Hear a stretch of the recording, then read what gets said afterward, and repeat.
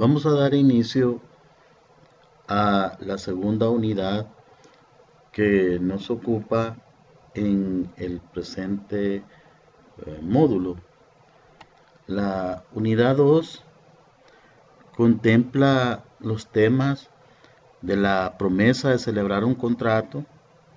Hay que ver su concepto, sus requisitos, los efectos. Luego vamos a ver el tema de la compra-venta, consideraciones generales de la compra-venta, el pacto de retroventa,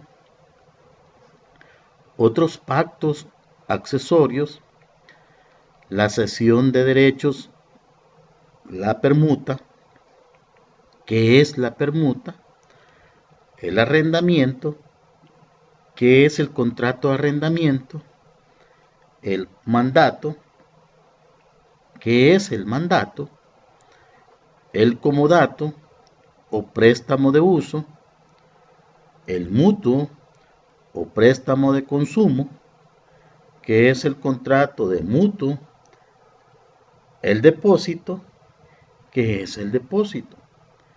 Entonces, en esta primera parte, pues queremos desarrollar primeramente la promesa de celebrar un contrato. Este tema es un contrato que una o ambas partes acuerdan celebrar en el futuro. La promesa de celebrar un contrato no produce obligación salvo se cumplan con los requisitos legalmente establecidos en dicho artículo. Específicamente, este contrato de promesa de celebración, un contrato, está regulado en el artículo 1425 del Código Civil. Obviamente, dentro del Código Civil vamos a encontrar ejemplos donde se habla de un contrato de promesa de celebración de este, como el caso que regula el artículo 695, inciso tercero del Código Civil. Entonces, quizás será previo a desarrollar otros temas vinculados con eso, a que hablemos un poco del concepto de la promesa de celebrar un contrato. Roca Sastre define el precontrato o contrato de promesa como un contrato preparatorio, consensual, bilateral y atípico o general, en virtud del cual las partes sientan las líneas básicas de un contrato específico y contraen la obligación de desarrollarlas en un futuro, a fin de que aquel último quede en definitiva. Es el contrato que tiene por fin asegurar la celebración de determinado contrato a futuro. En este tema de la promesa de celebrar un contrato es importante en su definición del concepto hablar un poco de la naturaleza jurídica de este tipo de contratos. Se trata de una figura jurídica cuyos contornos y caracterización han venido siendo muy discutidos en la doctrina. En principio, el precontrato o contrato preliminar se concibe como un contrato perfecto y obligatorio que tiene por fin asegurar la celebración de un determinado contrato futuro.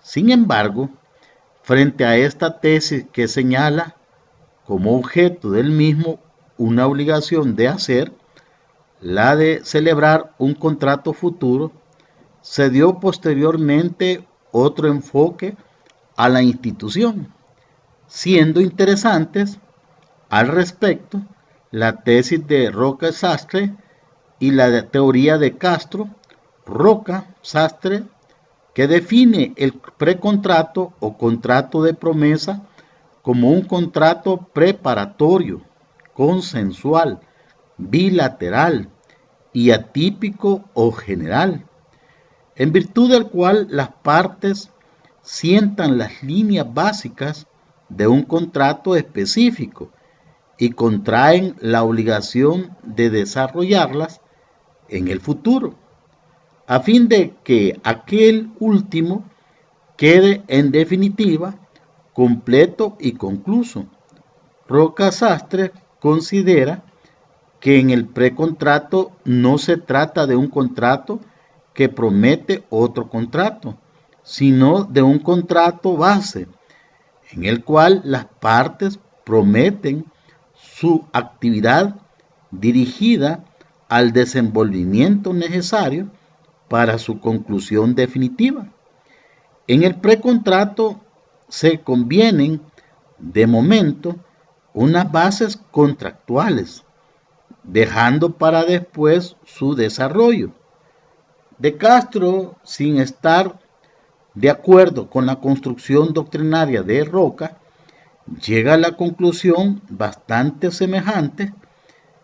Es innecesario, escribe, hacer un nuevo contrato cuando ha sido ya convenido al quedar obligado por el contrato proveyendo. Considera que es inexacto hablar de una obligación de contratar. La promesa de contrato es una etapa de o sea, en la relación jurídica que puede desembocar en la relación contractual definitiva. Hay que distinguir dos momentos.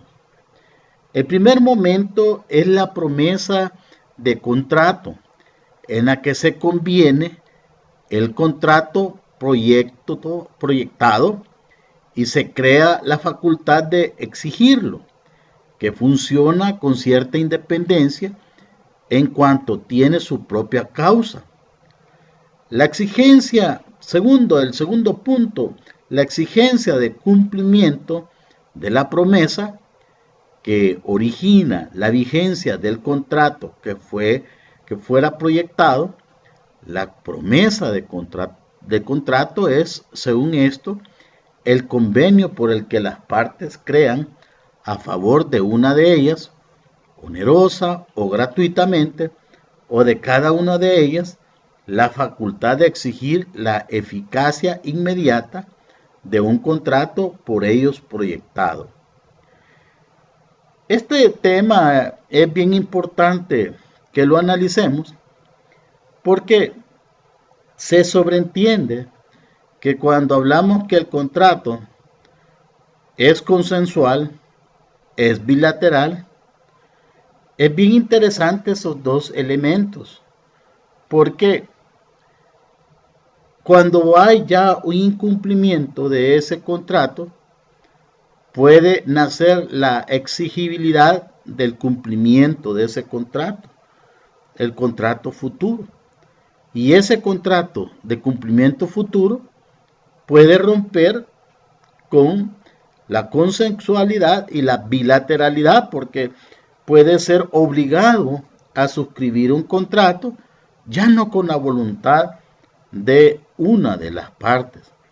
Entonces, eso es importante tenerlo presente, porque en un momento determinado, la exigencia del cumplimiento del contrato ya no será voluntaria, sino que emprenderá otro tipo de procesos para hacer cumplir una obligación de dar, hacer o no hacer, tal como lo define en el concepto de contrato el artículo 1309 del Código Civil, que nos habla de las obligaciones de dar, hacer o no hacer.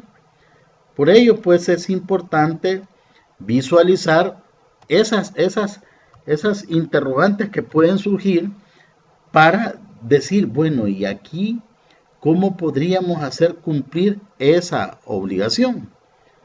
Porque prácticamente nos llevaría a que tengamos que procesar, ¿verdad?, a la persona que ha incumplido con el contrato y que se le obligue a dar un acto o contrato en rebeldía. Entonces, por eso es bien importante cuando hablamos de la definición de este contrato o promesa de contratar o un precontrato, porque esto nos puede llevar a que nosotros tengamos claro esa figura. Y esa figura, pues, como muy bien se dice, en la relación jurídica que puede desembocar en relación contractual definitiva, hay que distinguir dos momentos. El primer momento es la promesa de contrato, en la que se conviene el contrato proyectado y se crea la facultad de exigir que funciona con cierta independencia en cuanto tiene su propia causa. Y en un segundo momento, la exigencia del cumplimiento de la promesa, que origina la vigencia del contrato que fue proyectado. La promesa de contrato es, según esto, el convenio por el que las partes crean a favor de una de ellas, ya sea oneroso o gratuitamente, o de cada una de ellas, la facultad de exigir la eficacia inmediata. Por eso, pues, es bien importante tener presente este tema del precontrato, porque cuando nosotros nos referimos a esta figura, es bien interesante porque el artículo 1331 del Código Civil dice que toda declaración de voluntad debe tener por objeto una o más cosas que se trata de dar, hacer o no hacer. El mero uso de la cosa o su tenencia puede ser objeto de la declaración. Entonces, si nosotros vemos el artículo 1309, nos habla también de las obligaciones de dar, hacer o no hacer. Y si nosotros nos vamos al artículo 1360 del Código Civil, nos plantea que en los contratos bilaterales va envuelta la condición resolutoria de no cumplirse por uno de los contratantes lo pactado. Pero en tal caso podrá el otro contratante pedir a su arbitrio o la resolución o el cumplimiento del contrato con indemnización de perjuicios en uno u otro caso. En ese sentido, si estuviésemos en la figura de que éste no ha cumplido con sus obligaciones, pues nos estaría obligando a seguir un proceso común declarativo donde se le obligue a que éste cumpla con la obligación de ese precontrato. Y ahí pues obviamente podría romperse lo que es lo que es bilateralidad, porque es un contrato que en un momento determinado se está otorgando en rebeldía. Esta figura jurídica también se denomina contrato preliminar o contrato de promesa. Se puede definir diciendo que es aquel en que dos personas se comprometen a celebrar un contrato futuro, cumpliéndose los requisitos legales. El Código Civil salvadoreño, en el artículo 1425, se refiere al contrato de promesa, que según nuestra opinión está mal situado, ya que debió colocarse en la parte en que se tratan los contratos en especial. Como carácter jurídico de este contrato podemos citar que es un contrato principal, porque subsiste por sí mismo, y es un contrato solemne, ya que debe constar por escrito. Si nosotros revisamos el texto del artículo 1425, nos plantea que la promesa de celebrar un contrato no produce obligación alguna, salvo que concurran las circunstancias siguientes. Número 1, que la promesa conste por escrito. Número 2, que el contrato prometido no sea de aquellos que las leyes declaran ineficaces. Número 3, que la promesa contenga un plazo o condición que fije la época de la celebración del contrato. Y número 4, que en ella se especifique de tal manera el contrato prometido que solo falten para que sea perfecto la tradición de la cosa o las solemnidades que las leyes prescriban. Concurriendo esta circunstancia, habrá lugar a lo prevenido en el artículo precedente. Entonces, por eso es bien importante cuando nosotros hablamos de los precontratos, porque estos nos van a señalar, pues, la forma o la modalidad cómo se ha de desarrollar ese contrato.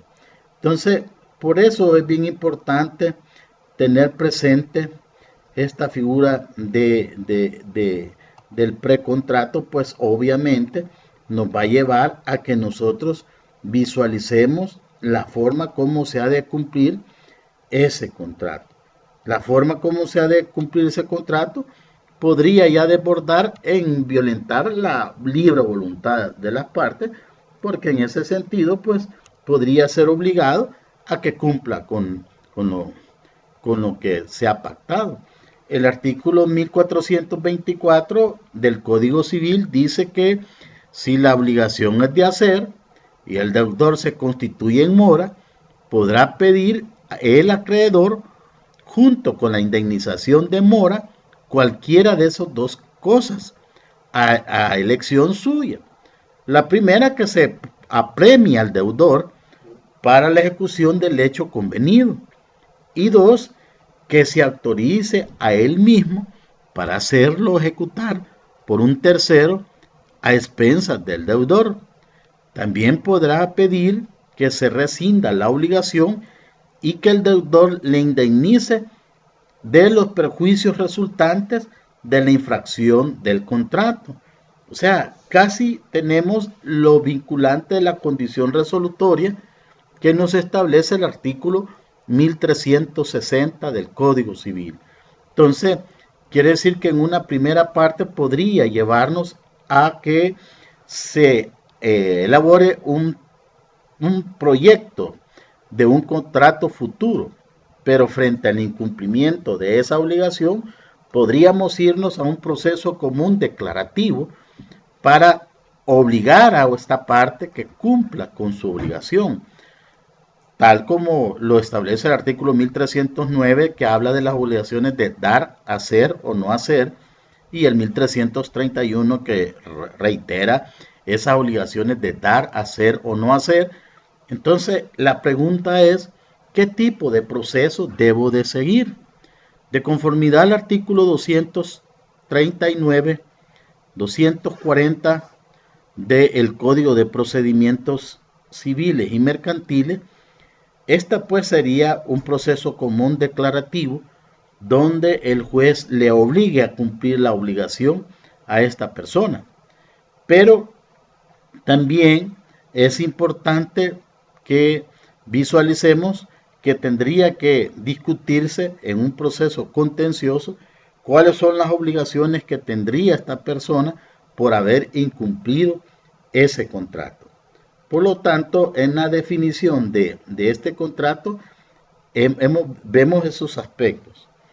Un segundo aspecto a ver de este tipo de contratos es en relación a los requisitos que debe de respetarse en este contrato. Entonces, si nosotros vemos en este tema de los requisitos de la promesa de realizar un contrato, es que, en primer lugar, que la promesa conste por escrito. Este tema es bien importante porque aquí se puede romper, ¿verdad? Pero sí podríamos visualizar lo que habla el artículo 1580 del Código Civil, que dice que toda obligación que pase 200 colones deberá constar por escrito. Entonces, este primer requisito, que la promesa conste por escrito, ¿qué tipo de forma puede ser por escrito? Bueno, el artículo 331, 332 del Código Procesal Civil y Mercantil nos habla de los instrumentos públicos, auténticos y privados. Y está replicado originalmente en el artículo 1570, 1571 y 1573 del Código Civil, cuando nos habla de los instrumentos públicos, auténticos y privados. Entonces, ¿en qué tipo de promesa conste por escrito? Bueno, el legislador no especificó en cuál de esos tipos de instrumentos podrá ser, pero podría entenderse que puede ser ya sea en instrumento público o puede ser por medio de un instrumento auténtico o por medio de un instrumento privado. Ya sabemos que los instrumentos públicos, de conformidad al artículo 1 de la ley de notariado en relación con el artículo 4 y 5, son aquellos que son elaborados por las personas autorizadas para ejercer la función pública notarial. Pero cuando hablamos de los instrumentos auténticos, son los que son suscritos por los funcionarios en el ejercicio de sus funciones. En ese sentido, podría darse, ya vemos que en el tema de los contratos, puede darse una relación entre particulares y el Estado, o el Estado entre particulares. O podríamos estar presentes en aquellos actos que se realizan por medio de instituciones, ¿verdad? Y puede ser que se estén realizando en un instrumento privado. Pero ese requisito que la promesa conste por escrito debemos de tenerlo claro, que es un presupuesto procesal de validez para exigir su cumplimiento. El segundo punto es que el contrato prometido sea válido. O sea, cuando hablamos que el contrato prometido sea válido, nos vamos a los requisitos de existencia y de validez de los actos o contratos que plantea el artículo 1316 del Código Civil, que se refiere a la capacidad, a los vicios del consentimiento, el error, fuerza o dolo, o el objeto o la causa lícita.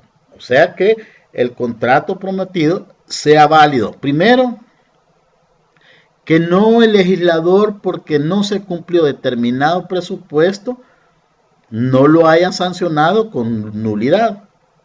Y segundo, si el legislador así lo especificó que es nulo porque no se hizo de la manera que él lo establece, pues ya sabemos que esa es una forma de pleno derecho de establecer que existe una nulidad. Pero puede darse el caso que no es de esos contratos o actos que el legislador declaró nulo.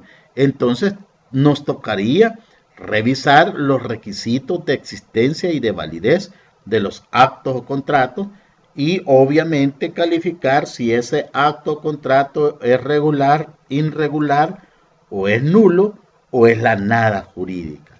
Por lo tanto, este segundo punto es bien importante porque tiene que ver mucho con lo que vimos en la primera unidad.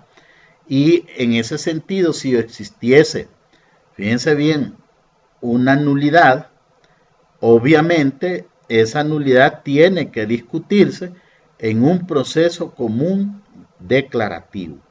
Y podría ser que la nulidad se esté atacando porque se violentó cualquier requisito de existencia y de validez de los actos o contratos que habla el artículo 1316, 1317, 1318 del Código Civil en relación con el artículo 1551 del Código Civil. Un tercer punto que habla de los requisitos es que se convenga un plazo o condición para fijar la época en el que el contrato prometido debe celebrarse. En ese sentido, los que tengan que redactar un acto o contrato deben de ser muy cuidadosos para establecer el plazo o la condición para fijar la época en que el contrato prometido debe celebrarse. En materia procesal civil y mercantil existe un proceso contencioso que podría llevarnos previo a seguir ya un proceso común declarativo, a que se siga la fijación del plazo o la condición para fijar la época en que el contrato prometido debe celebrarse.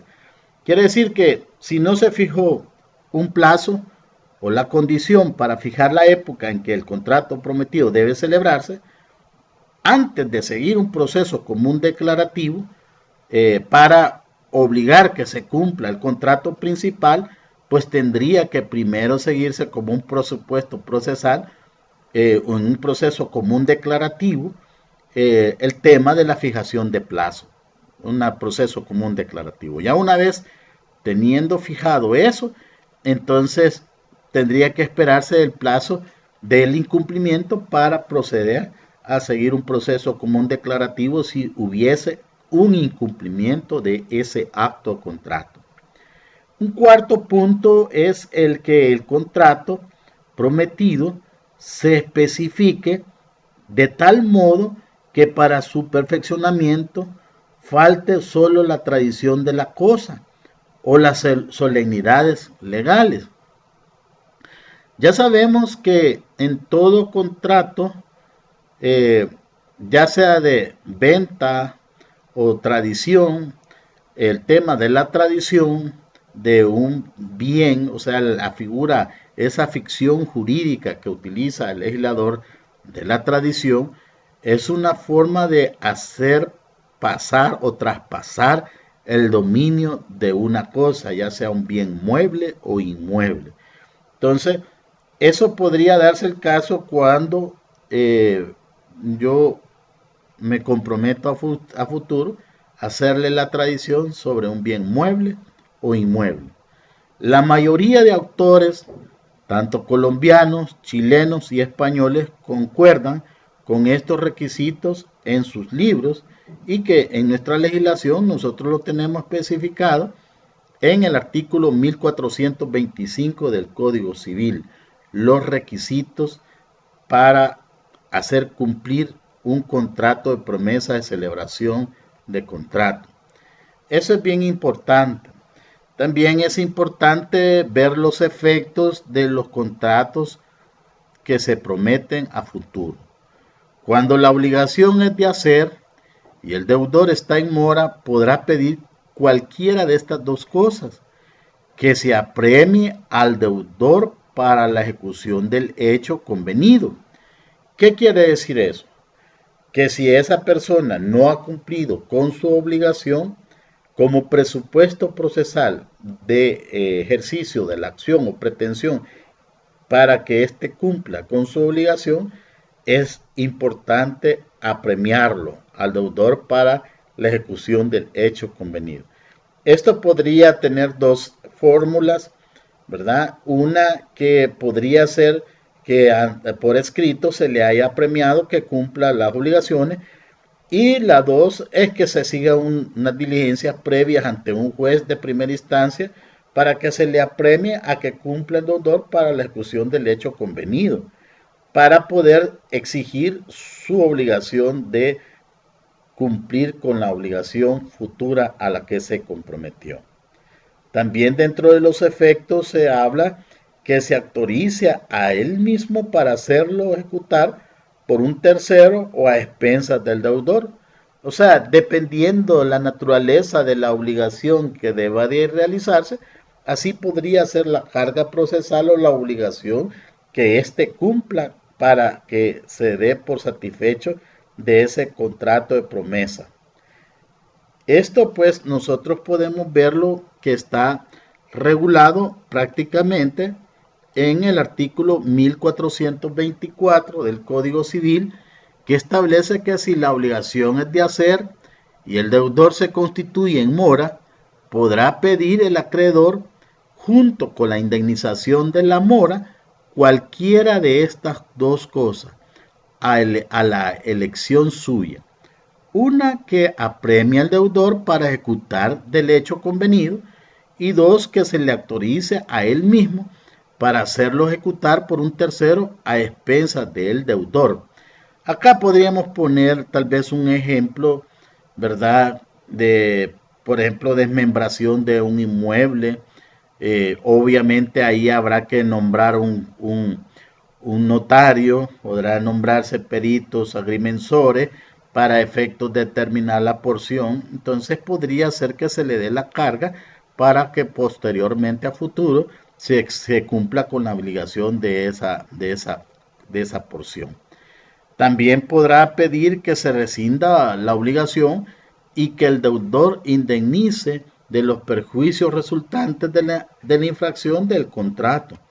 Por eso, pues, bien importante tener presente los efectos de este tipo de contratos de que hemos venido hablando de la promesa de celebrar un contrato. También es bien importante, pues, tener presente las formalidades y solemnidades de estos actos contratos, porque no siempre va a tener las mismas formalidades dependiendo qué tipo de carga o obligación, así será el tipo de documento que deberá extenderse al final de lo prometido, porque puede ser que sea de la tradición del dominio de una propiedad o un bien inmueble, donde ésta deberá constar por escrito y ante un notario. Debe ser por medio de escritura pública. Entonces deberá verse que hay tradiciones que son de bienes muebles, que no precisamente la ley exige que se haga por escritura pública. Entonces estos temas son importantes tenerlos presentes para ver cómo se cumple esa obligación.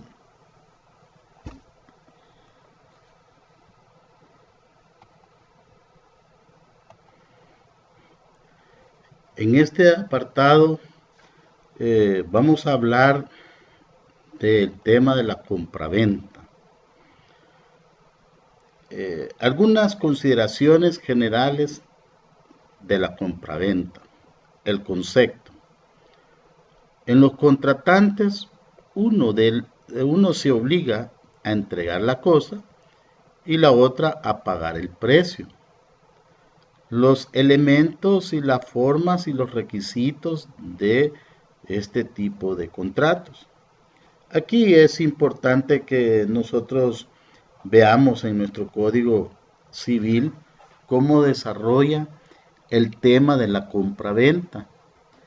El artículo 1597 define la compraventa, que es un contrato en que una de las partes se obliga a dar una cosa y la otra a pagarla en dinero.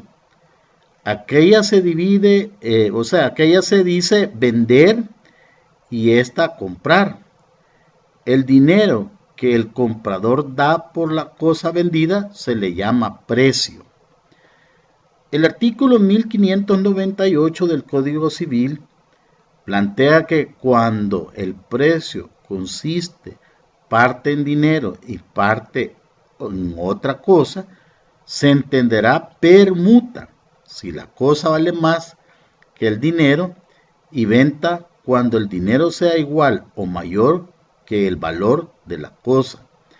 Eso quiere decir que debemos de tener cuidado con la definición que nos da el Código Civil en el artículo 1597, porque cuando el precio consiste parte en dinero y en parte otra cosa, esto el legislador lo entiende que se entenderá, valga la redundancia, una permuta.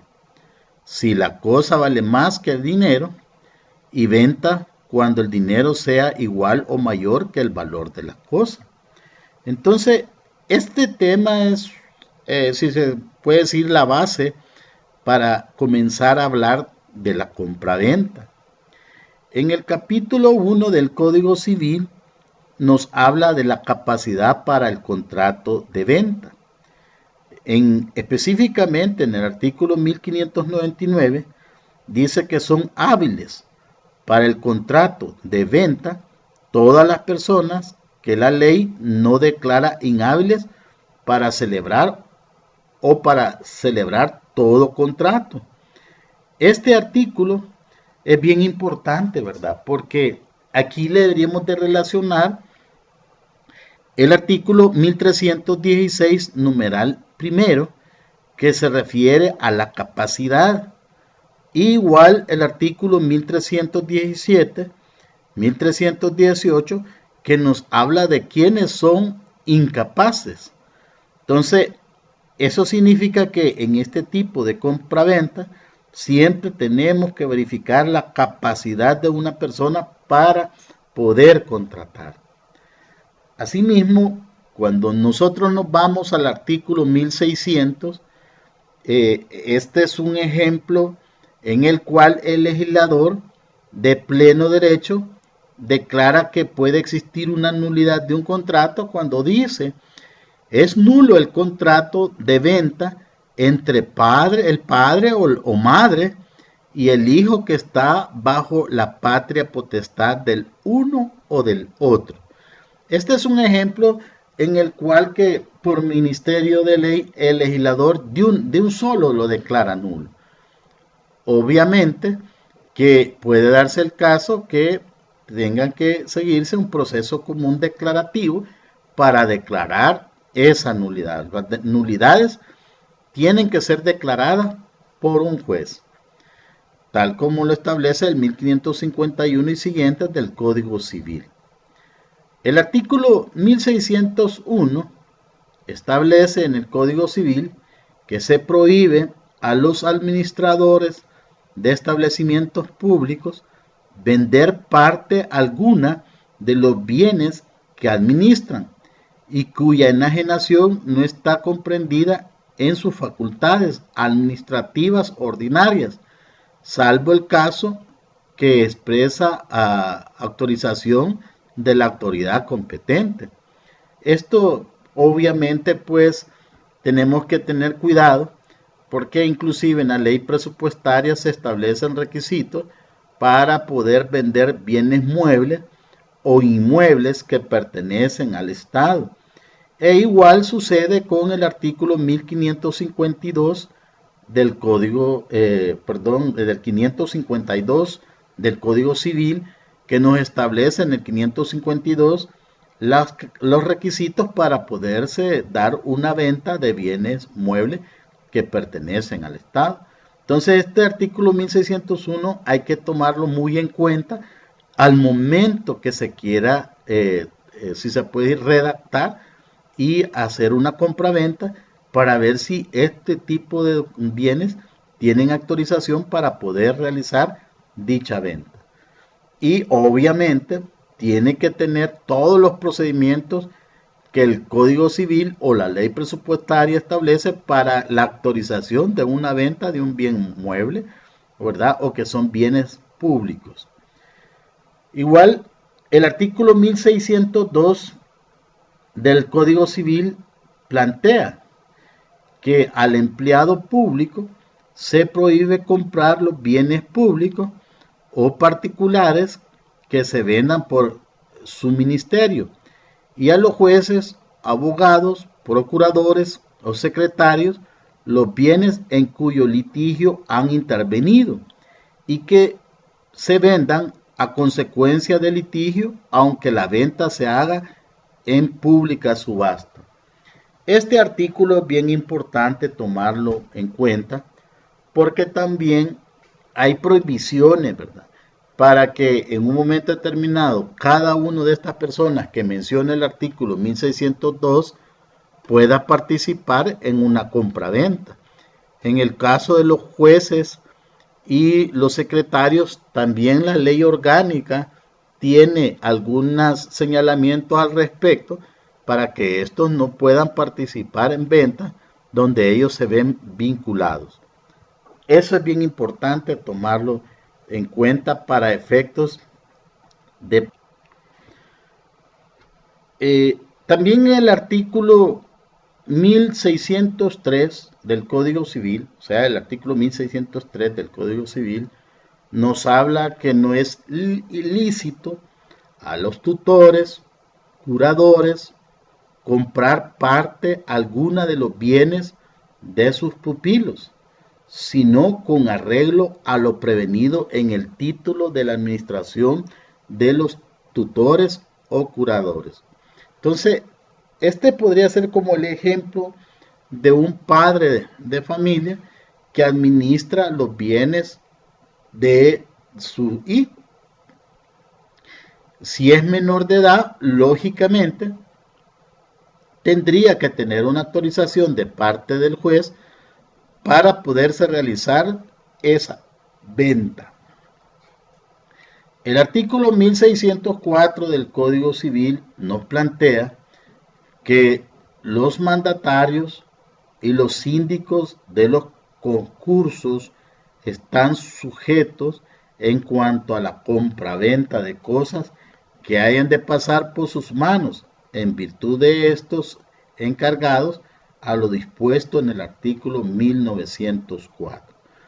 Prácticamente cuando nosotros estamos analizando este apartado, es importante visualizar que la capacidad del contrato de venta está regulado desde el artículo 1599 hasta el artículo 1604, pero también relacionado también con el artículo 1316, numeral primero, artículos 1317 y 1318 del Código Civil.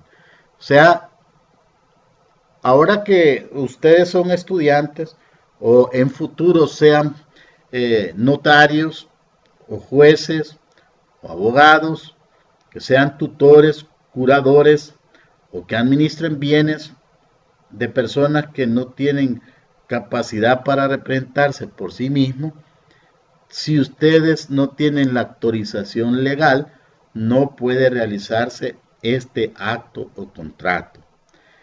También es bien importante ver las formas y requisitos del contrato de venta. El artículo 1605 del Código Civil establece que la venta se refuta perfecta desde que las partes han convenido en la cosa que es objeto de la venta y el precio, salvo las excepciones siguientes y las contenidas en las leyes especiales. La venta de los bienes raíces y servidumbres y la de una sucesión hereditaria no se refuta perfecta ante la ley mientras no se haya otorgado en escritura pública. Este artículo 1605 en el inciso segundo es importante ponerle atención en el tema de notariado, inclusive para el examen de notariado. Esta es una pregunta vital donde dice que la venta de los bienes raíces y servidumbres y la de una sucesión hereditaria no se refutan perfectas ante la ley mientras no se haya otorgado en escritura pública. Por eso es bien importante que en este tipo de ventas de inmuebles se haga por escritura pública. En el último inciso del artículo 1605 establece que los frutos y flores pendientes, los árboles cuya madera se vende, los materiales de un edificio que va a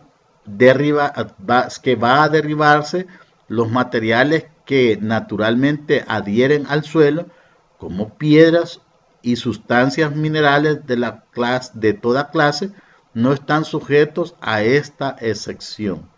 O sea que es bien importante pues tener presente este tema del artículo 1605. Luego tenemos en el artículo 1606 que plantea que si los contratantes estipularen que la venta de otras cosas que las enumeradas en el inciso segundo del artículo precedente no se refute perfecta hasta el otorgamiento de la escritura pública o privada, podrá cualquiera de las partes retractarse mientras no se otorgue la escritura o no haya principio de entrega de la cosa vendida. O sea, de que si ya se perfeccionó este acto o contrato, pues no se puede retractar, porque entraría ya el tema de la resolución o la resiliación de un acto o contrato, pero ya sea judicial o voluntariamente. Pero en ese sentido, debemos tener cuidado por el tema del 1431 del Código Civil, que se refiere al principio de libre voluntad, y el artículo 1416 del Código Civil, que plantea que lo que se pacta entre las partes se vuelve ley entre ellas. Por otra parte, el artículo 1607 plantea si se vende con arras, esto es, dando una cosa en prenda de la celebración del contrato, se entiende que cada uno de los contratantes podrá retractarse, el que ha dado las arras perdiéndolas y el que ha recibido restituyéndolas dobladas. Esto se usa mucho en la compraventa de bienes inmuebles. Casi siempre los vendedores, para efecto de amarrar o garantizar la compraventa de un bien inmueble, le piden al comprador que rinda arras.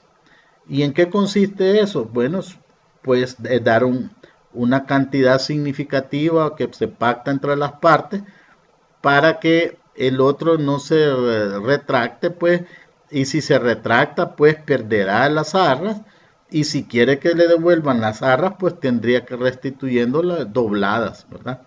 En ese sentido, el artículo 1607 es bien importante porque nos habla de una figura importante que es las arras.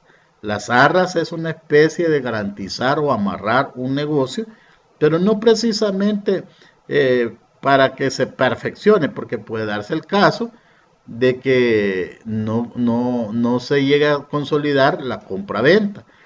Pero en materia de redacción de un contrato de compraventa donde se ha rendido arras, puede ponerse cláusulas de penalidades, ya sea para el vendedor o el comprador en relación a las arras, porque puede ser que una de las penalidades que se establezca en contra del comprador es que si no compra en el plazo o término que se ha señalado, él perderá esa cantidad de dinero que se ha adelantado, o en su caso, la penalidad es para el vendedor que si no vende el inmueble o se retracta, tendrá que restituir las arras dobladas, o sea, el doble de lo que se le dio. O sea, son condiciones que las partes pueden llegar a pactar y dejarlas prescritas en un contrato y que se pueda exigir en un proceso común declarativo a futuro en frente a un incumplimiento de una obligación. El artículo 1608 del Código Civil nos plantea que si los contratantes no hubieran fijado plazo dentro del cual pueda retractarse, perdiendo las arras, no habrá lugar a la retractación después de los 2 meses subsiguientes a la convención. Eso quiere decir que hay un plazo legal que está fijado en este artículo 1608, ya no estaremos al plazo convencional de las partes, sino que el legislador planteó un plazo legal y dice que si los contratantes no hubieran fijado plazo dentro del cual puedan retractarse, perdiendo las arras, no habrá lugar a la retractación después de los 2 meses subsiguientes a la convención. O sea, la convención que hemos visto en el 1309, cuando se da de la definición de la convención, es la manifestación de voluntad que se ha dado. También es importante ver el artículo 1609 del Código Civil, que plantea que si expresamente se dieren arras como parte del precio o como señal de quedar convenidos los contratantes, quedará perfecta la venta sin perjuicio de lo prevenido en el artículo 1605. El artículo 1605 en el inciso segundo. Este artículo plantea que la venta de los bienes raíces y servidumbres y la de una sucesión hereditaria no se refutan perfectas ante la ley mientras no se haya otorgado en escritura pública. O sea que si se ha otorgado por escritura pública, pues está obligado. Entonces, no constando alguna de las expresiones por escrito, se presumirá de derecho que los contratantes se reservan la facultad de retractarse según los dos artículos precedentes. Entonces, esos son temas importantes a tomarse en cuenta en una discusión contenciosa para exigir si debe o no debe otorgar la escritura.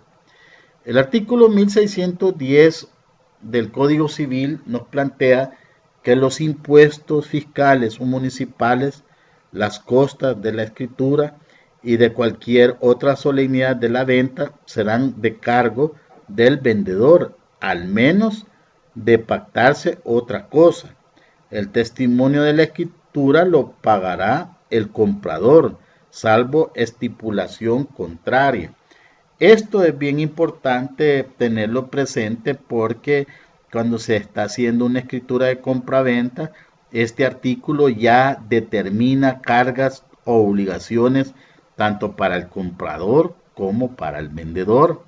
Porque, bueno, nos dice los impuestos fiscales o municipales, las costas de la escritura y de cualquiera otras solemnidades de la venta serán de cargo del vendedor, al menos de pactarse otra cosa.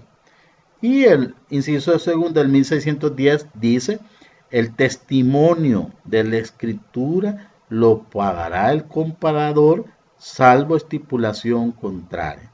Entonces es bien importante ver estas cargas, obligaciones en un contrato de compraventa. El artículo 1611 del Código Civil plantea que la venta puede ser pura o simple, o bajo condición suspensiva o resolutoria. Puede hacerse a plazos para entrega de la cosa o del precio. Puede tener por objeto dos o más cosas alternativas. Bajo todos estos respectos se rige por las reglas generales de los contratos, en lo que no fueren modificados por las de este título. Entonces es bien importante que cuando estamos hablando de este tema, de las formas y requisitos del contrato de venta, desde el artículo 1605 hasta el artículo 1611, nos desarrolla el tema de los requisitos, ¿verdad? O las formas y requisitos del contrato de venta. Este tema, pues, de la compraventa también hay un título tercero que nos habla del precio. Este tema es bien importante que esté definido en todo acto o contrato, el precio. El artículo 1612 plantea que el precio de la venta debe ser determinado por los contratantes. Podrá hacerse esta determinación por cualquiera medios o indicaciones que lo fijen. Si se trata de cosas fungibles y se vende al corriente de plaza, se entenderá del día de la entrega o al menos de expresarse otra cosa. Fíjense, este tema del precio es bien importante cuando estamos en un acto o contrato, se está redactando de ese acto o contrato en que se hable del precio. El precio, ¿qué debemos de entender por el precio? El precio de la venta debe ser determinado por los contratantes. O sea, no es el notario, no es un tercero que va a determinar el precio, sino los que están negociando o que forman parte del contrato principal. Podrá hacerse esta determinación por cualesquiera medios o indicaciones que lo fijen. O sea, ellos pueden determinar voluntariamente cuál va a ser el precio de la cosa, no precisamente, pues, pero tendrá que fijarse entre ellos. Si se trata de cosas fungibles y se vende al corriente de plaza, se entenderá el día de la entrega, al menos de expresarse otra cosa. El artículo 1613 del Código Civil nos desarrolla a nosotros, podrán asimismo dejarse el precio al arbitrio de un tercero, y si el tercero no lo determinare, podrá hacerlo por cualquier otra persona en que se convinieren los contratantes. En caso de no convenirse, lo habrá la venta. No podrá dejarse el precio al arbitrio de uno de los contratantes. O sea, tiene que estar bien claro que ha habido voluntad de las partes, y si van a fijar que sea otra persona que fije el precio, debe de constar por escrito. Entonces, este tema es de mucha importancia en los contratos de compra-venta. Ahora veamos el capítulo cuarto del Código Civil, que nos habla de la cosa vendida. El artículo 1614 plantea que puede venderse todas las cosas corporales o incorporales cuya enajenación no esté prohibido por la ley. Esto tiene mucho que ver con el artículo 1316, numeral tercero y cuarto, que se refiere al objeto lícito y a la causa lícita. Y es bien interesante porque aquí el legislador en el artículo 1615 del Código Civil estableció que es nula la venta de todos los bienes presentes o futuros o de unos y otros, ya sea venda del total o una cuota, pero será válida la venta de todas las especies, géneros y cantidades que se designen en contrato celebrado conforme a la ley, aunque se extienda a cuanto el vendedor posee o espere adquirir con tal que no comprenda objeto ilícito. Las cosas no comprendidas en esta designación se entenderán que no lo son en la venta. Toda la estipulación contraria es nula. Aquí podemos ver pues que ya el legislador está tipificando en qué caso una cosa vendida puede ser nulo, y obviamente tiene que ver con el artículo 1316, numeral tercero y cuarto, que se refiere al objeto de que esté en el mercado, que se esté vendiendo. Entonces hay que tener cuidado al momento de redactar un contrato y que esté dentro de esta figura del artículo 1615 del Código Civil. Luego tenemos el artículo 1616 del Código Civil, que plantea que si la cosa es común de dos o más personas pro indiviso, entre los cuales no intervenga contrato de sociedad, cada una de ellas podrá vender su cuota aún sin el consentimiento de las otras. Este tema es bien importante pues porque es un caso excepcional donde hay un bien inmueble en propiedad proindivisa y faculta de poder vender el derecho que tenga sin tener que pedir permiso. Por eso dice, si la cosa es común de dos o más personas proindivisos, entre las cuales no intervendrán contrato de sociedad, cada una de ellas podrá vender su cuota aún sin consentimiento de las otras.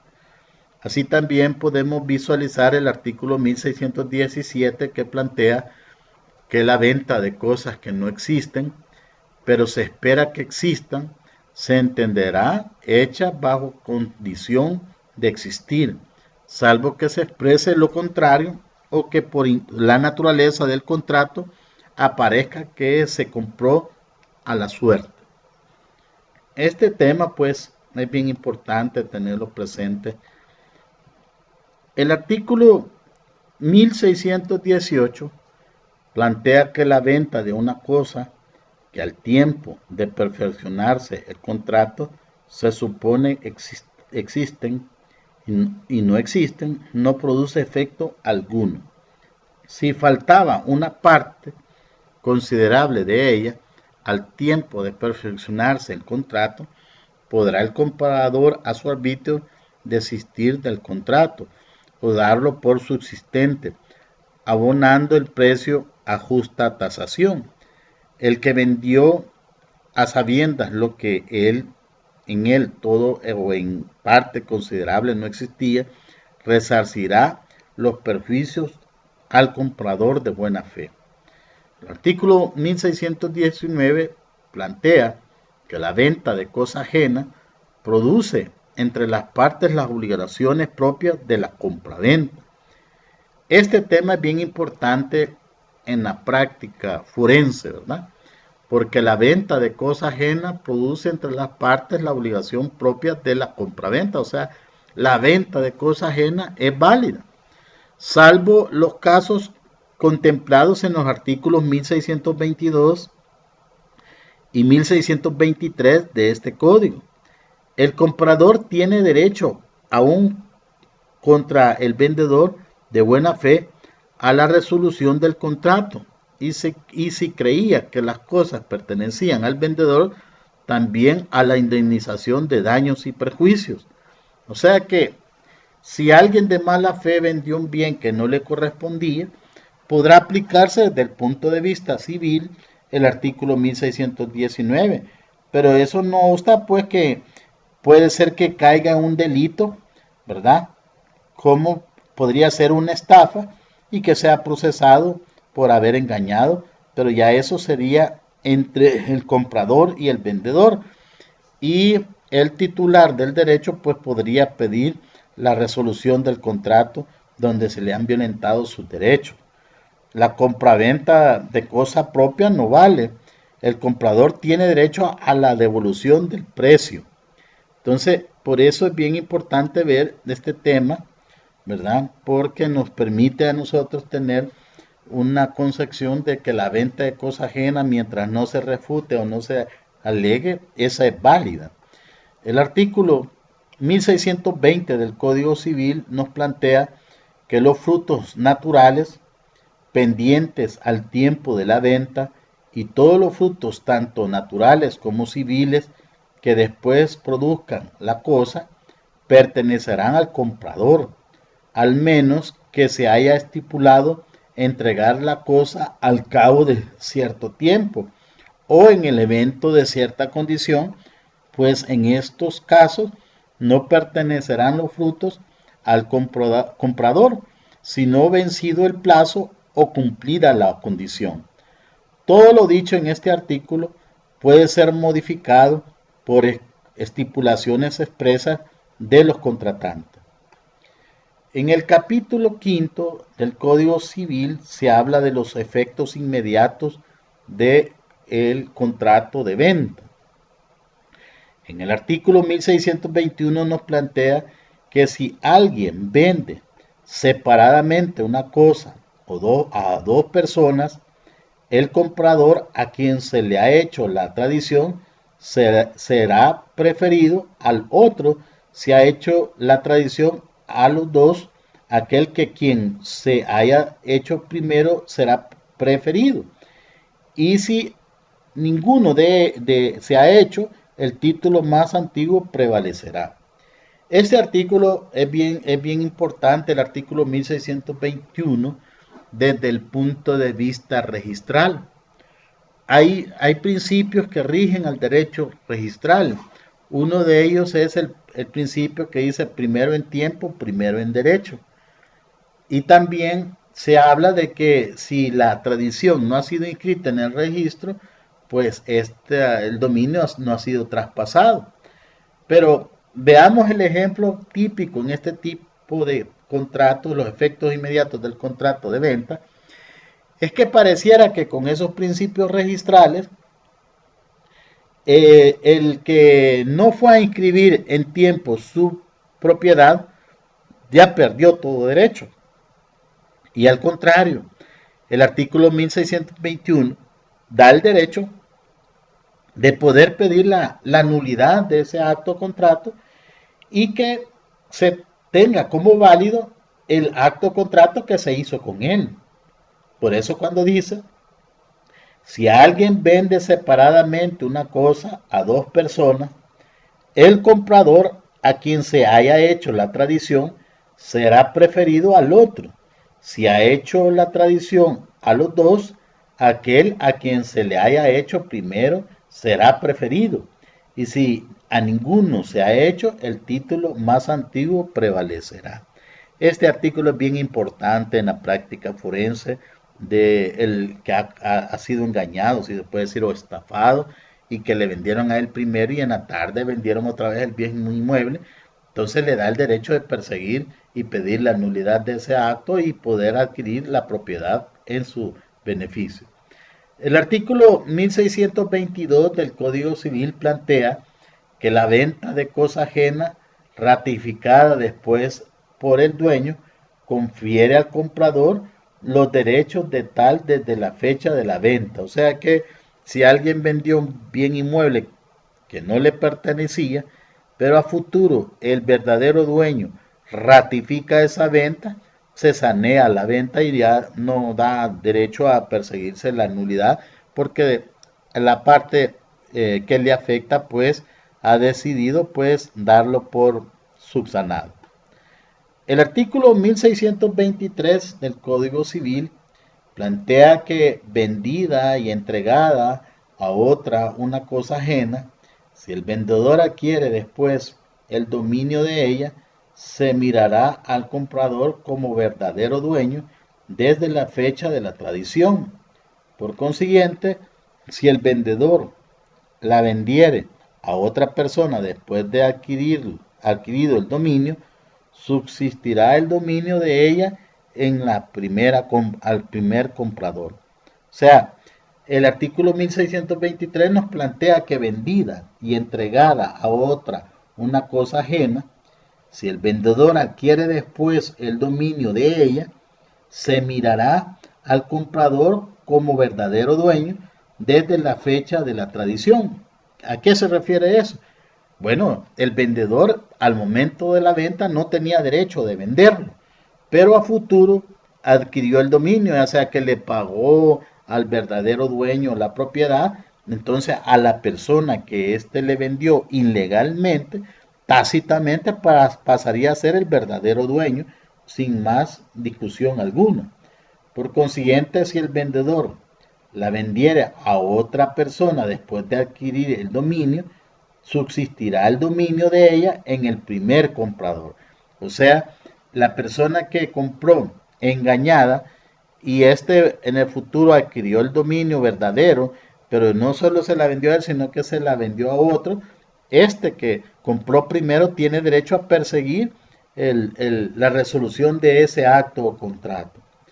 Asimismo, el artículo 1624 del Código Civil establece que la pérdida, deterioro o mejora de la especie o cuerpo cierto que se vende pertenece al vendedor mientras no se haya efectuado la tradición de la cosa.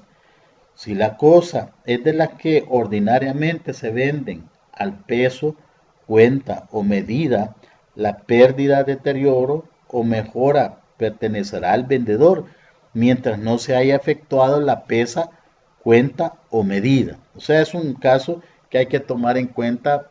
Obviamente se refiere bastante a bienes muebles.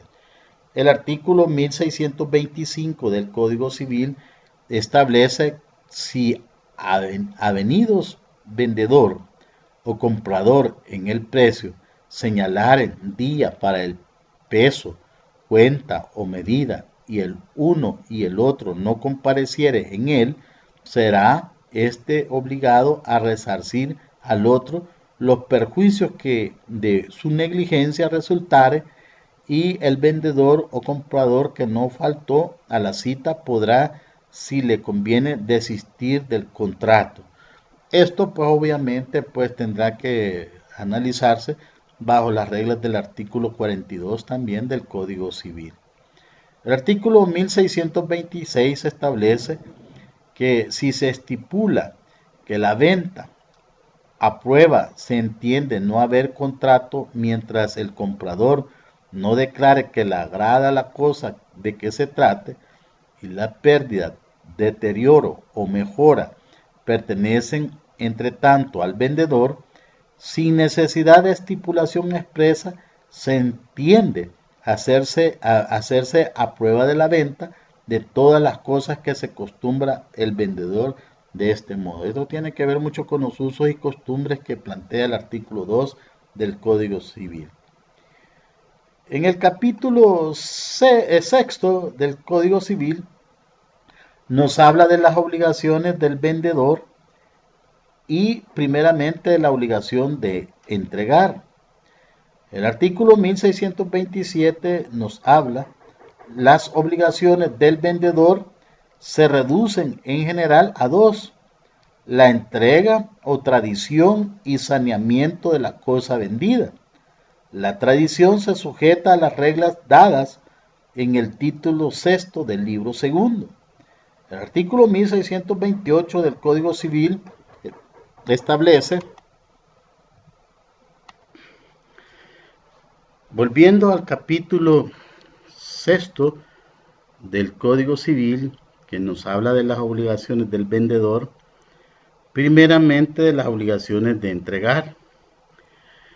El artículo 1627 nos plantea a nosotros las obligaciones del vendedor. Se reducen en general a dos: la entrega o tradición y saneamiento de la cosa vendida, y la tradición se sujetará a las reglas dadas en el título quinto del libro segundo. El artículo 1628 del Código Civil establece que el vendedor toca naturalmente los costos que se hicieren para poner la cosa en disposición de entregarla, y al comprador los que se hicieren para transportarla después de entregada. El artículo 1629 del Código Civil plantea que el vendedor es obligado a entregar la cosa vendida inmediatamente después del contrato o la época preferida en él. O sea, son condiciones establecidas en el contrato. Entonces, cuando nosotros hablamos que si el vendedor, por hecho o culpa suya, ha retardado la entrega, podrá el comprador a su arbitrio perseverar en el contrato o desistir de él, y en ambos casos con derecho para ser indemnizado en los perjuicios según las reglas generales. Todo lo cual se entiende si el comprador ha pagado a esta pronto a pagar el precio íntegro o ha estipulado pagar a plazo, pero si después del contrato hubiere menguado considerablemente la fortuna del comprador, de modo que el vendedor se halla en peligro inminente de perder el precio, no se podrá exigir la entrega aunque haya estipulado el plazo para el pago del precio, sino pagando asegurando el pago.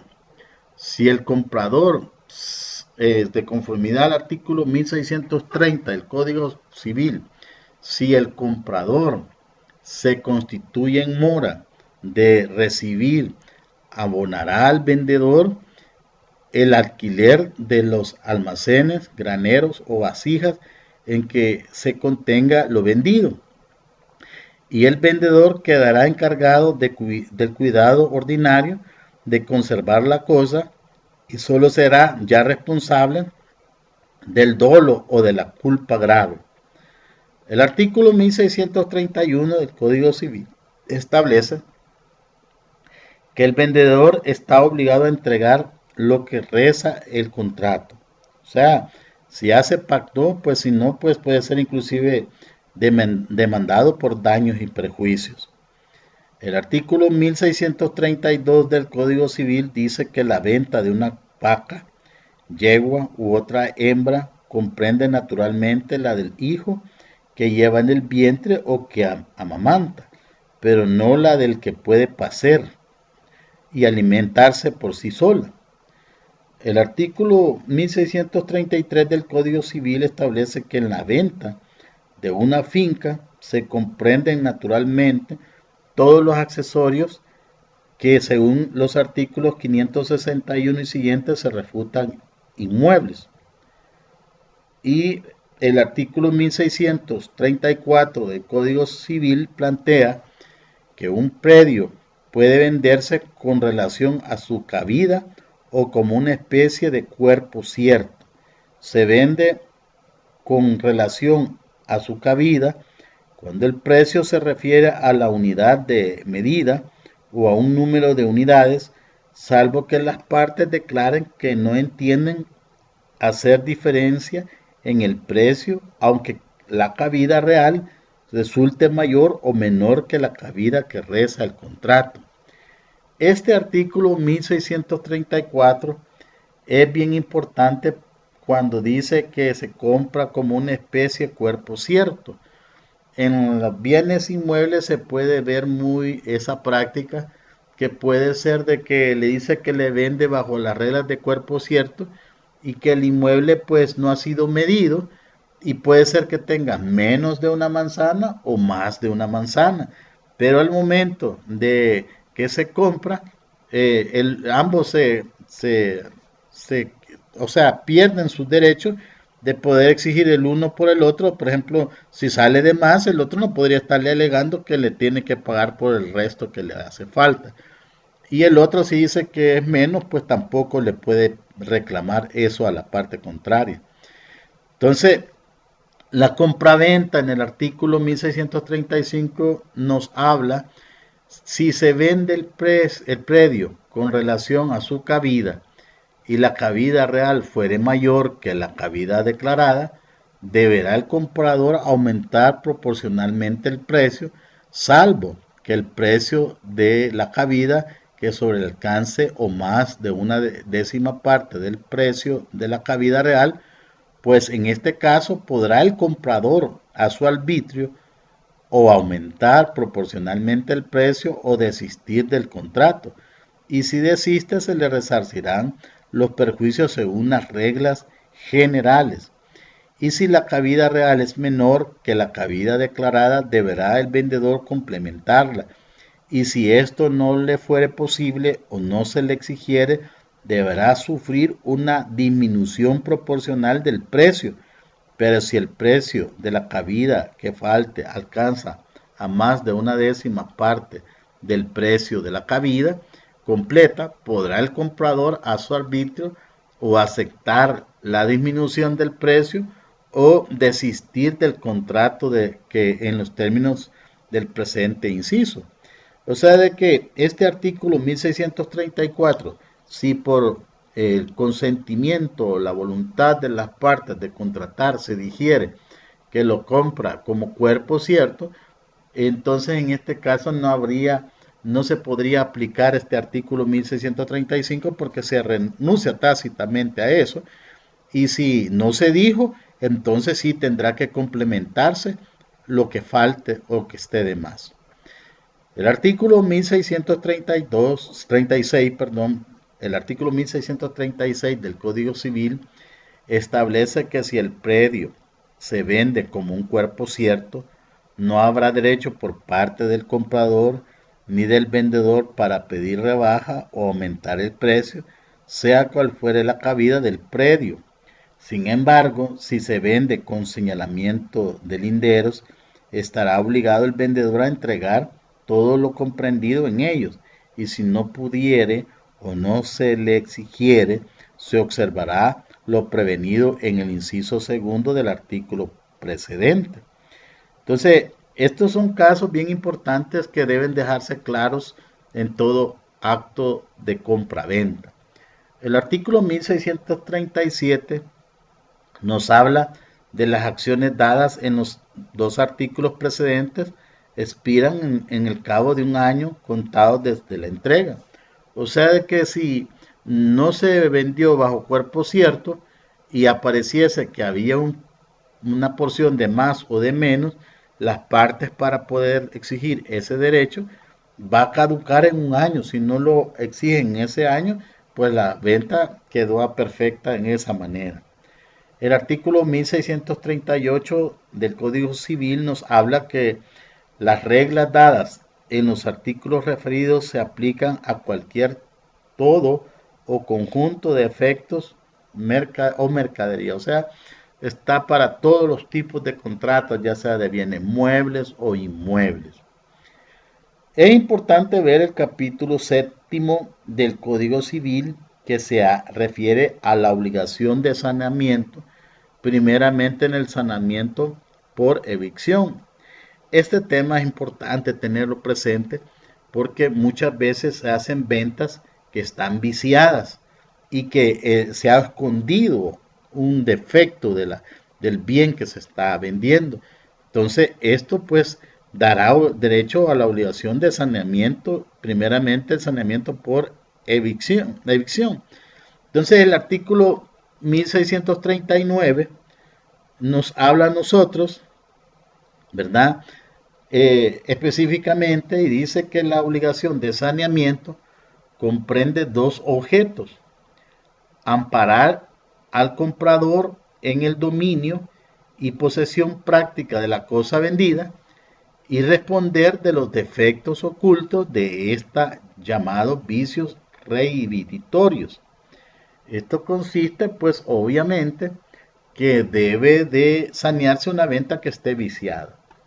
El artículo 1640 del Código Civil establece que hay evicción de la cosa comprada cuando el comprador es privado de todo o en parte de ella por sentencia judicial. O sea, le vendió un bien inmueble, pero el inmueble tenía problemas judiciales y lo perdió y el otro no le dijo nada al respecto.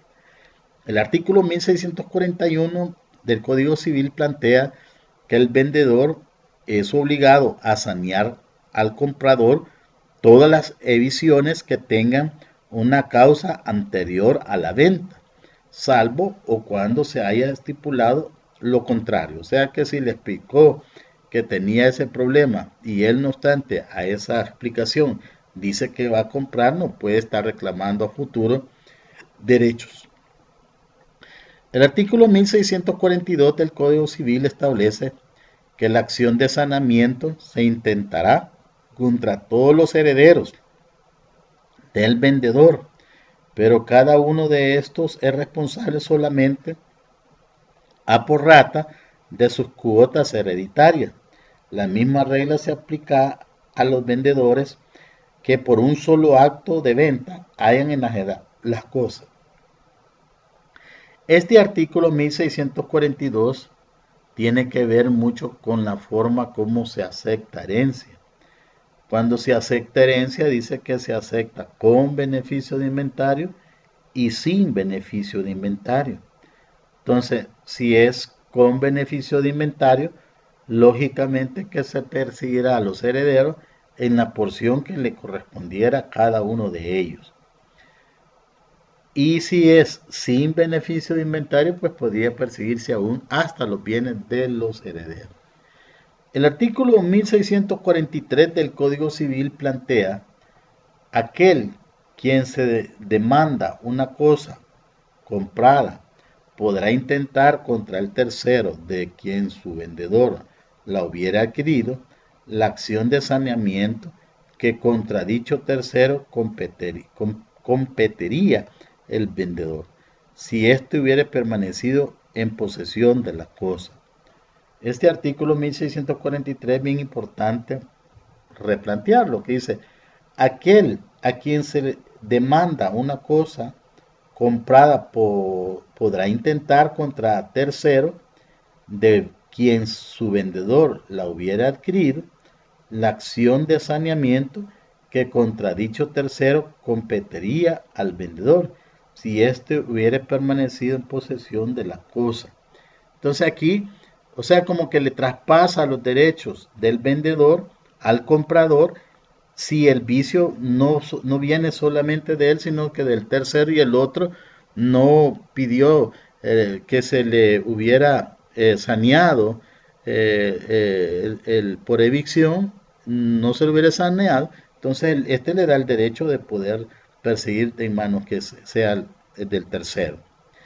El artículo 1644 del Código Civil establece que es nulo todo pacto en el que se exima al vendedor del saneamiento de evicción, siempre que ese pacto haya habido mala fe de parte suya. Entonces, eso es nulo, toda cláusula que sea así, ¿verdad? Por eso dice: es nulo todo pacto en que se exima al vendedor del saneamiento de evicción, siempre que en el pacto haya habido mala fe de parte suya. El artículo 1645 del Código Civil establece que el comprador a quien se le demanda la cosa vendida por causa anterior a la venta deberá citar judicialmente al vendedor para que comparezca a defenderla. Esta citación se hará antes de contestación de la demanda.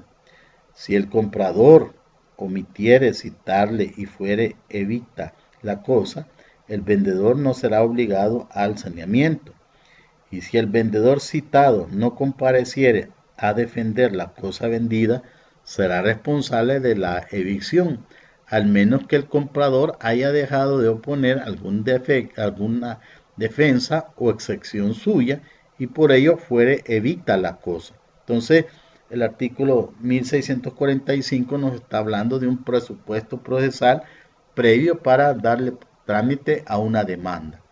El artículo 1646 del Código Civil nos habla que si el vendedor comparece, se seguirá contra él solo la demanda, pero el comprador podrá siempre intervenir en el juicio para conservación de sus derechos. O sea, el artículo 1646, cuando dice, si el vendedor comparece, se seguirá contra él solo la demanda, pero el comprador podrá siempre intervenir en el juicio para conservación de sus derechos. O sea, que estamos hablando del 1645 como un presupuesto procesal para darle trámite a la demanda, pero eso no quiere decir que el proceso no va a continuar. Va a continuar hasta el final en un proceso común declarativo. El artículo 1647 del Código Civil dice, si el vendedor no opone medio alguno de defensa y se allana al saneamiento, podrá con todo el comprador sostener por sí mismo la defensa, y si el vencido no tendrá derecho para exigir del vendedor el reembolso de las costas en que hubiere incurrido, defendiéndose ni de los frutos percibidos durante dicha defensa y satisfacción al dueño. Entonces, estos temas son bien importantes en la práctica forense cuando ha habido mala fe en un acto o contrato. El artículo 1648 del Código Civil establece que cesará la obligación de sanear en los casos siguientes. Esto es importante tenerlo presente previo a presentar una demanda donde estamos pidiendo el saneamiento, ¿verdad?, por evicción. Entonces, eso es bien importante que lo visualicemos. El artículo 1648 dice cesará la obligación de sanear en los casos siguientes. Número 1. Si el comprador y el que demanda la cosa como suya se someten a juicio de árbitros sin consentimiento del vendedor y los árbitros fallaren contra el comprador. Segundo, si el comprador perdió la posesión por su culpa y ello se siguió la evicción. Tercero, si compró la cosa a sabiendas de que era ajena o de que estaba grabada. Cuarto, si la compró de su cuenta y riesgo o tomó sobre sí el peligro de evicción. El artículo 1649 del Código Civil plantea que el saneamiento de evicción a que es obligado el vendedor comprende la restitución del precio aunque la cosa al tiempo de evicción valga menos. Segundo, la de las costas legales del contrato de venta que hubiere sido satisfechas por el comprador. Tercero, la del valor de los frutos que el comprador hubiere sido obligado a restituir al dueño, sin perjuicio de lo dispuesto en el artículo 1647. El numeral cuarto del artículo 1649 del Código Civil plantea la de las costas que el comprador hubiere sufrido a consecuencia y por el efecto de la demanda sin perjuicio de lo dispuesto en el mismo artículo. El quinto aspecto de este artículo establece que el aumento del valor de la cosa evicta haya tomado en poder del comprador aún por causas naturales o por el mero transcurso del tiempo, todo con las limitaciones que siguen. El artículo 1650 nos plantea si el menor valor de la cosa previniere de deterioros de que el comprador haya sacado provecho, se hará el debido secuestro en la restitución del precio. Asimismo, el artículo 1651 del Código Civil plantea que el vendedor será obligado a reembolsar al comprador el aumento de valor que provenga de las mejoras necesarias o útiles hechas por el comprador, salvo en cuanto el que obtuvo la evicción haya sido condenado a abonarlas. Y inciso segundo, el vendedor de mala fe será obligado a un reembolso de lo que imponen las mejoras voluntarias. El artículo 1652 del Código Civil plantea que el aumento del valor debido a causas naturales o al tiempo no se abonare en lo que extendiere a la cuarta parte del precio de la venta, al menos de probarse en el vendedor mala fe, en cuyo caso será obligado a pagar todo el aumento de valor cualesquier causas que provengan.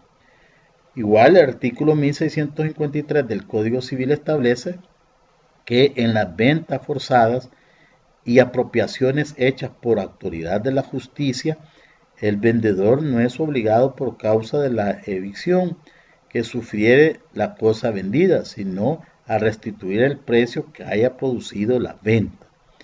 El artículo 1654 del Código Civil plantea que la estipulación que exime al vendedor de la obligación de sanear la evicción no le exime de la obligación de restituir el precio recibido, sino en los casos expresados en el artículo 1648, y estará obligado a restituir el precio íntegro aunque se haya deteriorado la cosa disminuida.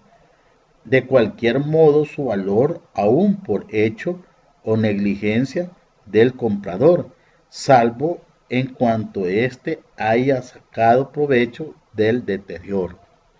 El artículo 1655 del Código Civil plantea que si la evicción no recae sobre toda la cosa vendida y la parte evicta es tal que sea de presumir que no se habría comprado la cosa sin ella, habrá derecho a pedir la rescisión de la venta.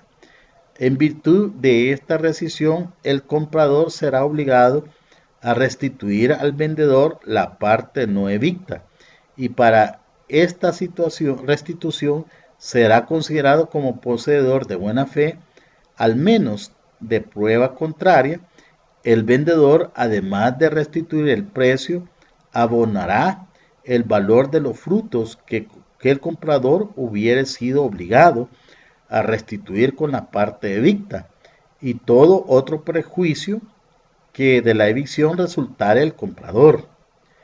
El artículo 1656, en caso de no ser de tanta importancia la parte evicta, o en el de no pedirse la rescisión de la venta, el comprador tendrá derecho para exigir el saneamiento de la evicción parcial con arreglo a los artículos 1649 y siguientes. Esto pues obviamente es del artículo 1656.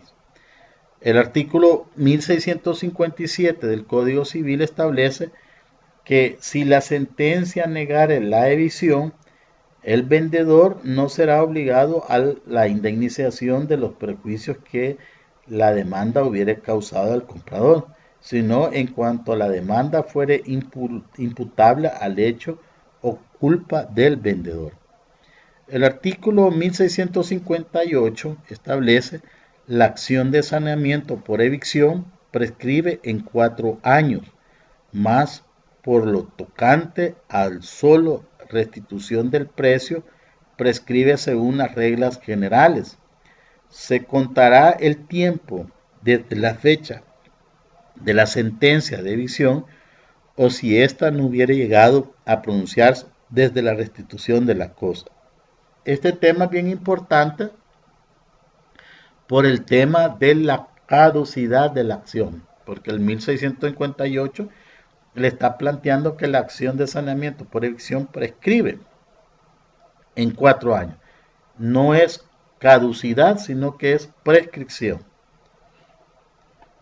El capítulo 8 del Código Civil nos habla del saneamiento por vicios reinciditorios.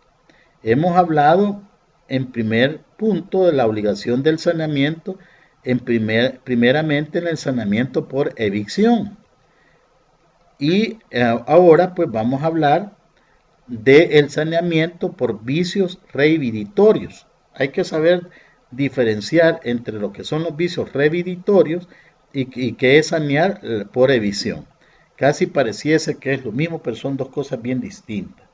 El artículo 1659 del Código Civil nos plantea que se llama acción reincidiatoria la que tiene el comprador para que se rescinda la venta o se rebaje proporcionalmente el precio por los vicios ocultos de la cosa vendida, a raíz o mueble llamados reinciditorios.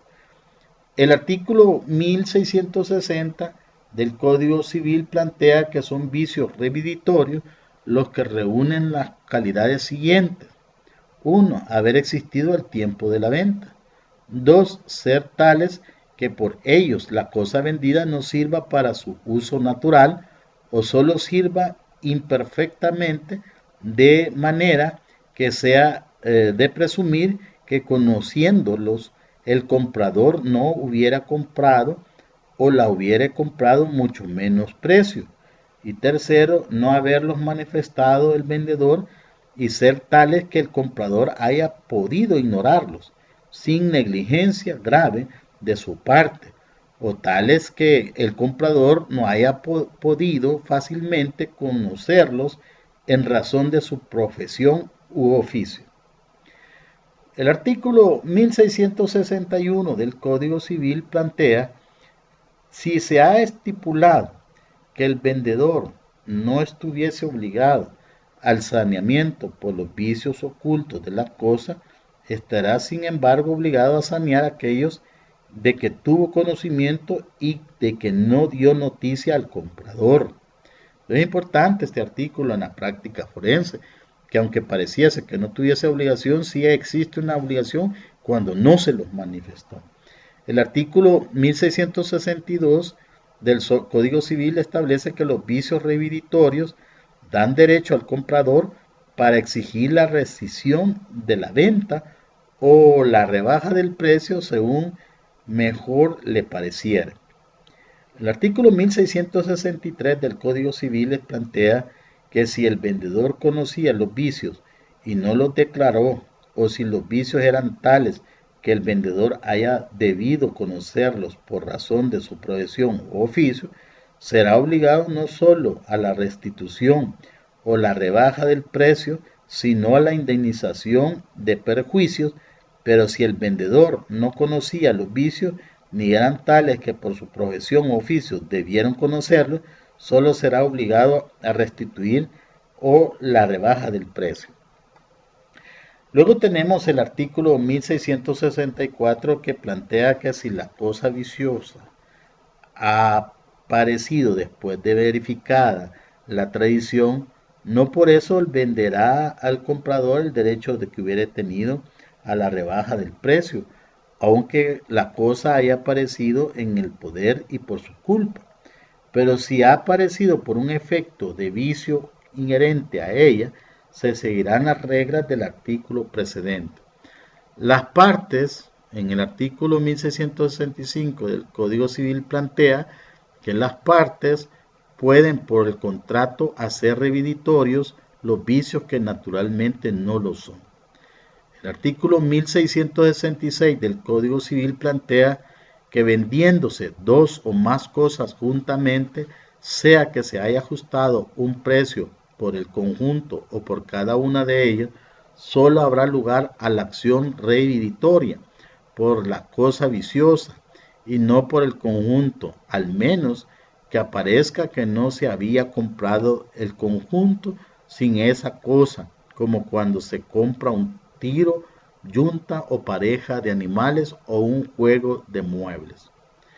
El artículo 1667 del Código Civil plantea que la acción reviditoria no tiene lugar en las ventas forzadas y expropiaciones hechas por autoridad de la justicia, pero si el vendedor no pudiendo o no debiendo ignorar los vicios de la cosa vendida, no hubiere declarado a petición del comprador, habrá lugar a la acción reviditoria y la indemnización de perjuicios. El artículo 1668 del Código Civil nos plantea que la acción reviditoria para la rescisión de la venta durará 6 meses respecto de las cosas muebles y 1 año respecto de los bienes raíces, en todos casos en que leyes especiales o las estipulaciones de los contratantes no hubieran implicado la restringido este plazo en el tiempo se contará desde la entrega real. Este es un plazo o término de caducidad, no de prescripción. El artículo 1669 plantea que habiendo prescrito la acción reviditoria para la rescisión de la venta, tendrá todavía derecho el comprador para pedir la rebaja del precio y la indemnización de prejuicios según las reglas precedentes.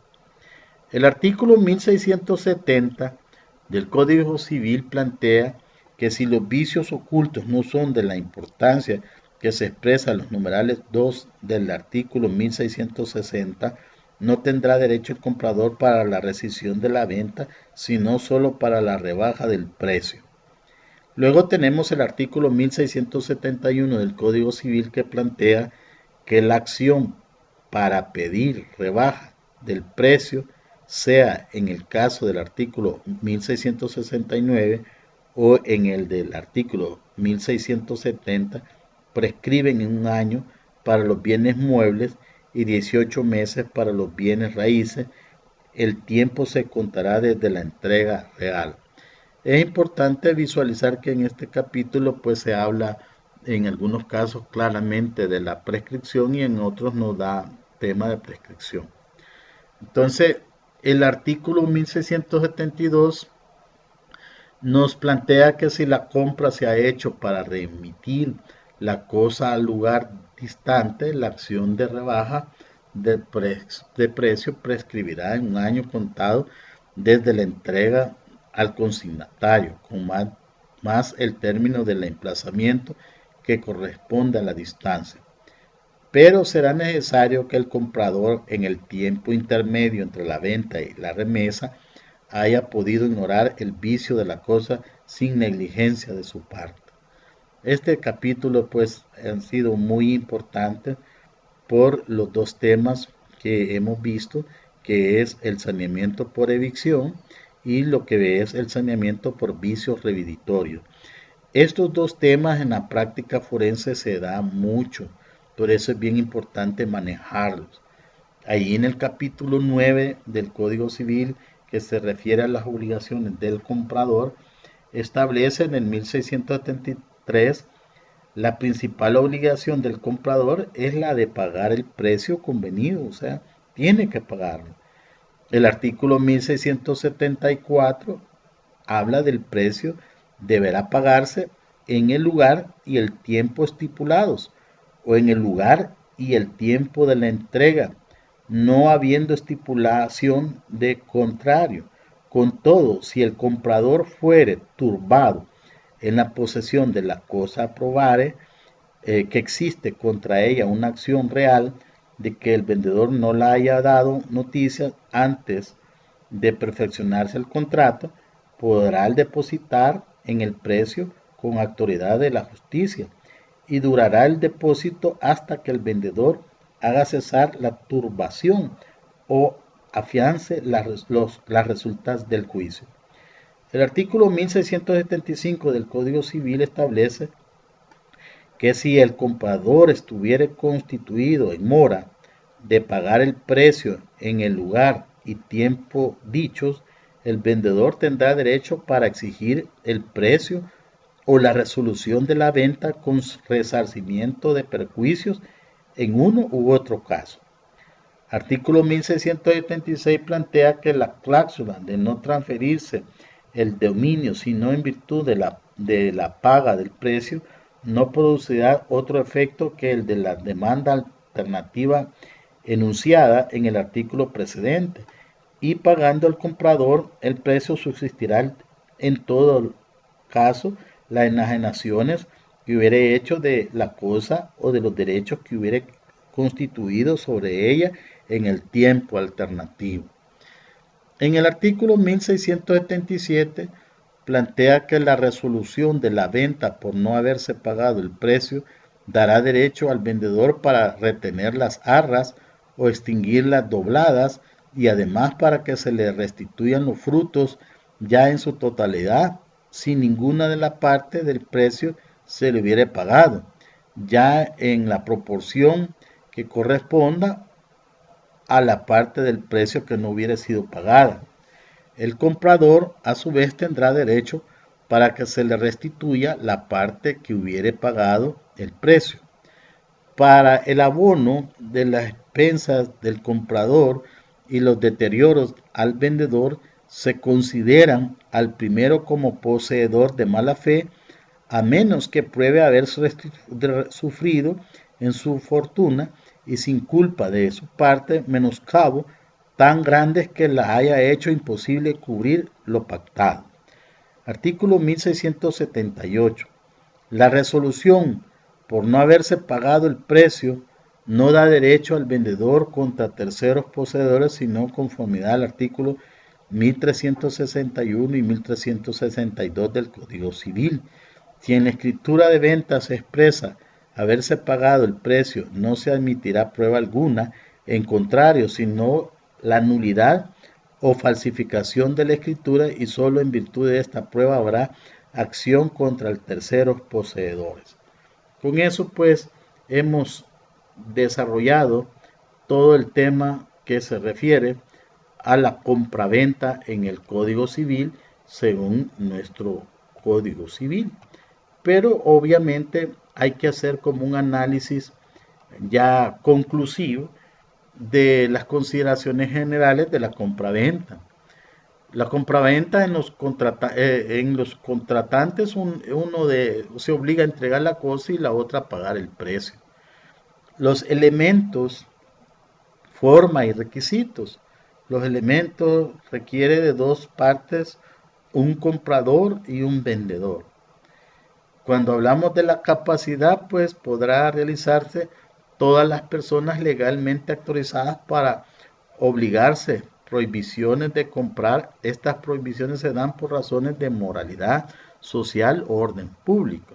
Ya vimos con anterioridad donde hemos desarrollado todo el contrato de compra-venta, y ahora que estamos en el tema de las consideraciones generales, vemos que la capacidad es bien importante tomarlo en cuenta como elemento o forma de requisitos. La capacidad podrá realizarse todas las personas legalmente autorizadas para obligarse. Prohibiciones de comprar, esas prohibiciones se dan por razones de moralidad social y orden público.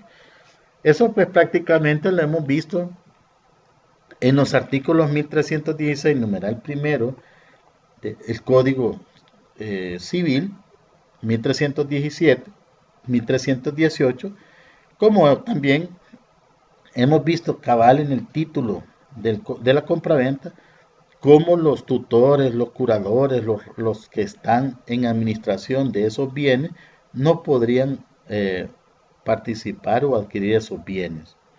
Cuando hablamos hemos analizado la capacidad, la cosa, este término se utiliza tanto a cosas corporales como incorporales. El precio debe ser cierto, determinado y de carácter pecuniario. Ese es un elemento real. Cuando hablamos del elemento real, cuando hablamos de la capacidad hemos hablado del elemento personal, pero cuando hablamos de la cosa y el precio nos referimos a un elemento real.